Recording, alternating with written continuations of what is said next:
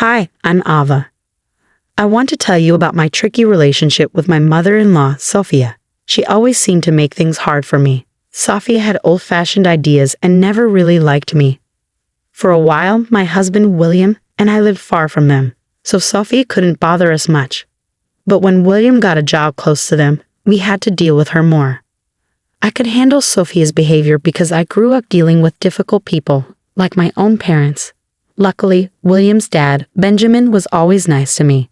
But the tough part was that Sophia spent time with my daughter, Luna, who was 9 at the time. Luna loved her grandparents, and they were the only ones she knew well. Since I didn't have contact with my own parents, even though Sophia and I had our issues, I put them aside for Luna's sake. I wanted Luna to have a good relationship with her grandparents. William also cared about family a lot, so I couldn't just cut Sophia out of our lives. Luna enjoyed spending time with her grandparents, but Sophia still caused problems sometimes. Sophia kept criticizing Luna's diet, saying I wasn't feeding her right. She thought Luna needed more nuts for protein, but Luna was allergic to nuts and even their smell made her sick. I told Sophia this many times, but she wouldn't listen.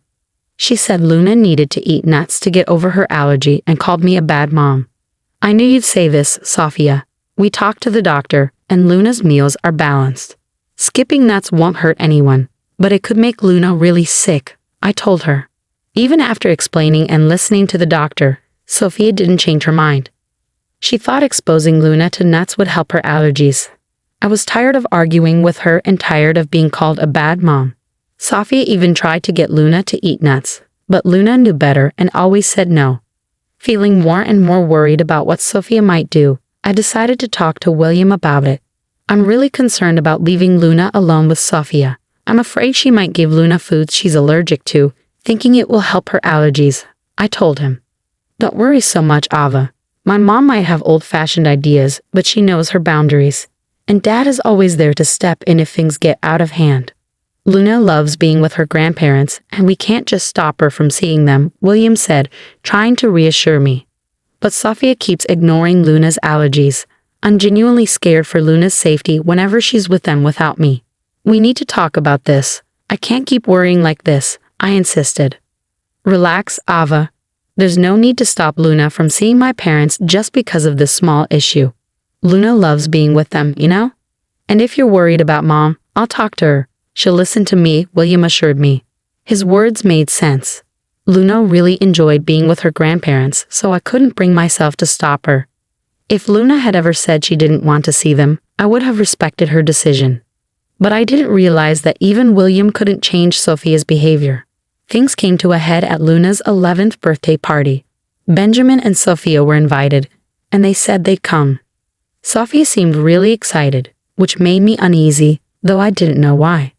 When they arrived early, it surprised me because Sophia usually avoided being around me. She gave Luna a big present wrapped in birthday paper and said, "Happy birthday, Luna. Here's your gift. Grandma got you something really special." Luna thanked Sophia, and then Sophia said, "Wow, that's a big gift. What's inside, Grandpa?" "I have no idea, Luna. Grandma chose it, and she won't even tell me what's in there. We'll both find out when you open it," Benjamin said. "Come on, open Grandma's gift and see what she got you. I bet you'll love it, sweetie. I'll be your favorite grandma ever," Sophia said excitedly. "I can't wait to see what you got me, Grandma. I'm so excited." "We'll open all the gifts after we cut the cake, Luna. Let your friends arrive, and once we finish the cake, you can start opening the presents," I suggested. "No, Luna needs to open my gift before cutting the cake. That's why I came early to give her my special present," Sophia insisted. Despite feeling suspicious about Sophia's behavior, Luna seemed genuinely happy to get such a nice gift from her grandma. The big, heavy package made Luna even more excited, and she couldn't wait to see what was inside. She wanted to start opening her presents once all her friends were there. I agreed to let Luna open Sophia's gift before the cake, as Sophie said it had to be done that way. I didn't want to upset Luna on her birthday, so we went along with it. But little did I know what a disaster it would turn into. Luna and her parents were let down by the one person they trusted. Sophia not only ruined Luna's birthday, but also turned everyone against her. When Luna opened the gift, she found a big cake with her name on it. She was happy for a moment, but then she passed out. William and I rushed to her, scared and confused when we saw her throat swelling up. In shock, I watched as William hurried to get an epinephrine shot while someone else called the police. Knowing exactly who was behind this, I confronted Sophia, demanding answers. "What on earth did you put in Luna's cake? What's in it?" I asked, my voice shaking with anger and fear. Sophia pretended she didn't know anything, saying, "I didn't do anything, Ava. It's just a regular cake. I don't understand what's happening. Maybe something you did caused Luna to faint. You've been neglecting her nutrition despite my warnings, and now she's paying the price. Don't try to blame me. Luna was fine just a moment ago, and now she's having an allergic reaction.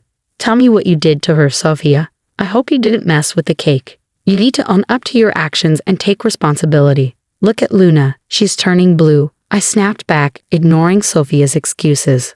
Focusing solely on Luna, I hurried over with the epinephrine I always kept on hand for emergencies.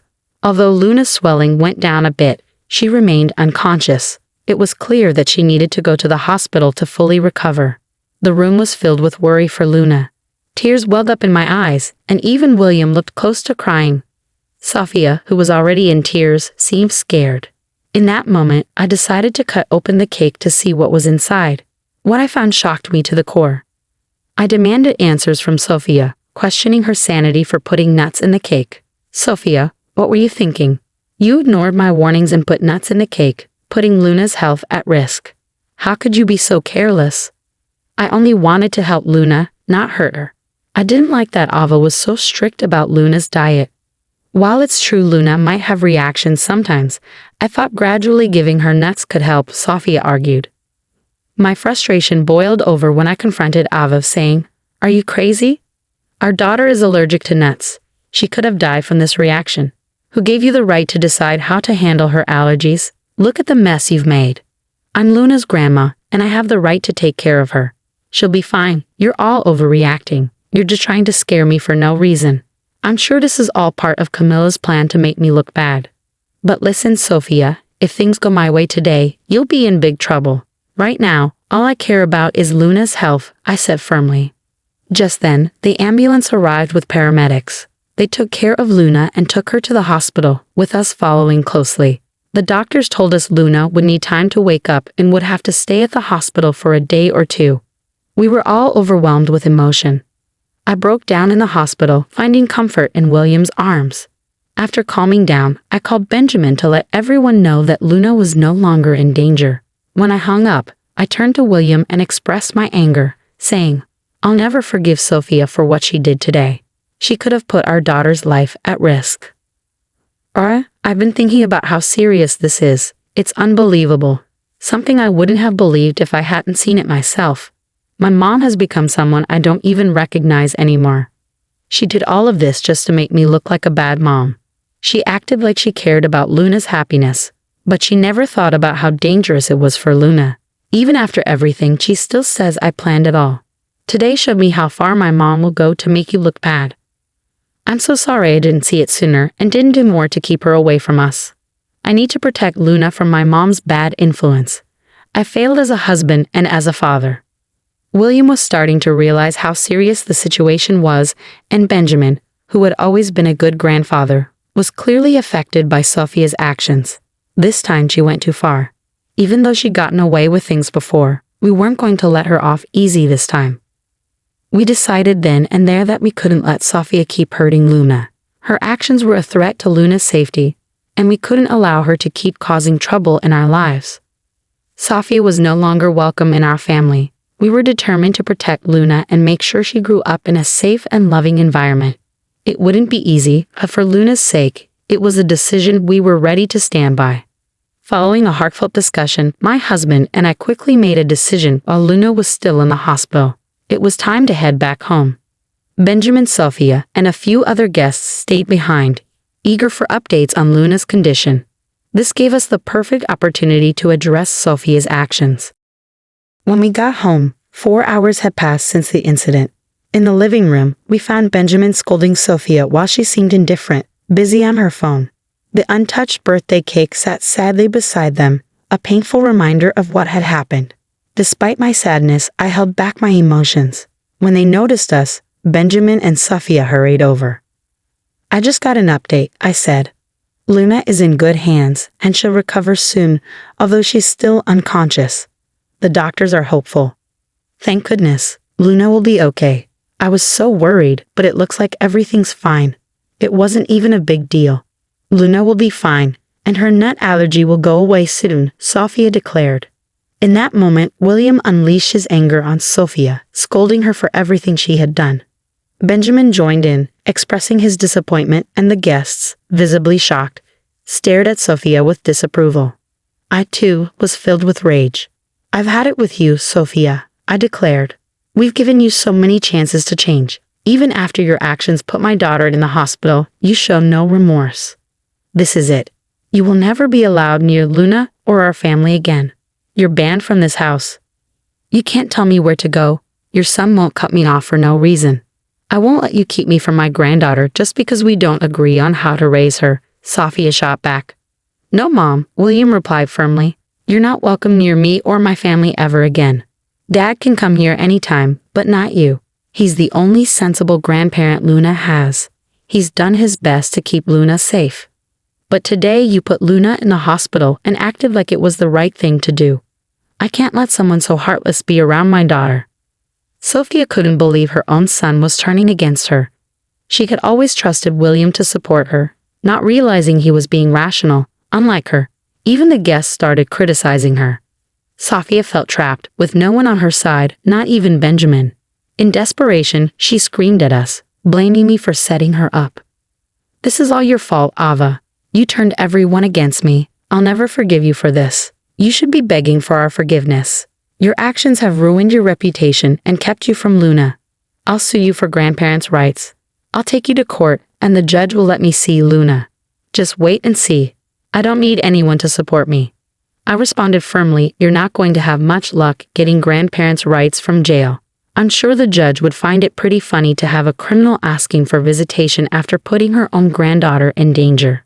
Sophia protested. What are you talking about, Ava? Why would I go to jail? I didn't do anything wrong. Didn't do anything? I shot back. What you did is a crime, Sophia.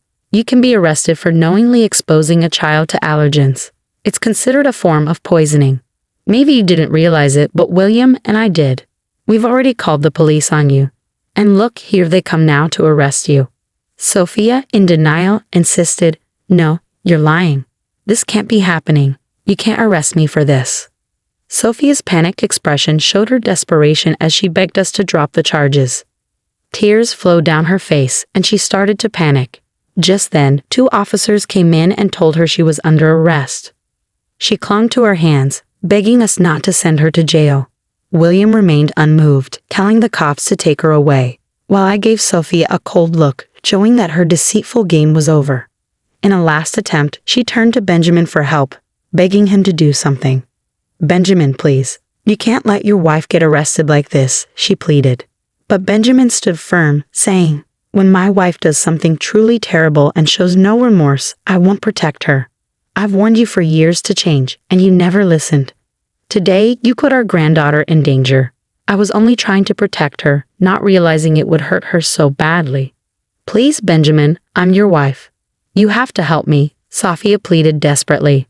But William stood by his decision, saying firmly, Sophia, I've already cut you out of my life. It's the right thing to do. And I plan to do the same. Tomorrow, I'll talk to a divorce lawyer. I want to end this as soon as possible. I won't stay with someone like you. I'll protect my granddaughter and my kids from you. Sophia was shocked and pleaded desperately, no, Benjamin. You can't do this to me. I'm your wife. Ignoring her, Benjamin told the cops to take her away. Sophia continued crying and begging for help, bringing a tumultuous end to an event that had long concluded. A sense of peace washed over me as William, Benjamin, and I went back to the hospital. After the other guests left, clearly upset by Sophia's actions, they promised to tell everyone what she had done. The next day, Luna woke up feeling much better, but she was terrified of Sophia. Luna cried and begged us to keep her away from her grandmother, saying how Sophia had tried to make her eat things she was allergic to. To help Luna deal with her feelings, we got her a therapist. At the same time, William and I started going to therapy together to work on our communication as a family. Having Benjamin's support was really important for all of us. With his help, we started to heal and grow stronger as a family. Sophia's life took a sharp turn for the worse after the incident. Her actions caught up with her, and she faced serious consequences. Once her own family found out what she had done, they scolded her and cut ties with her. Even her friends were disgusted by her behavior and stopped talking to her. With no one to turn to, Sophia found herself in a desperate situation, begging everyone for bail money. But she didn't get any help, and Benjamin filed for divorce the next day. Sophia was served with divorce papers while still in jail. Receiving the divorce papers in her cell sent Sophia into a fit of rage. In the following months, Benjamin was able to get a quick divorce, taking advantage of state laws. With the police report as evidence, our legal case against Sophia moved forward. Despite the expectation for Sophia to cover Luna's medical expenses, her financial struggles resulted in a lengthy prison sentence as the judge ruled against her. Moreover, we obtained restraining orders to ensure she stays away from our family. With confidence that Sophia won't have the chance to approach us again, we remain watchful. But if by some chance she tries to cross the line, she'll encounter the fierce protection of Mama and Papa Bear, who are determined to do whatever it takes to keep Luna safe.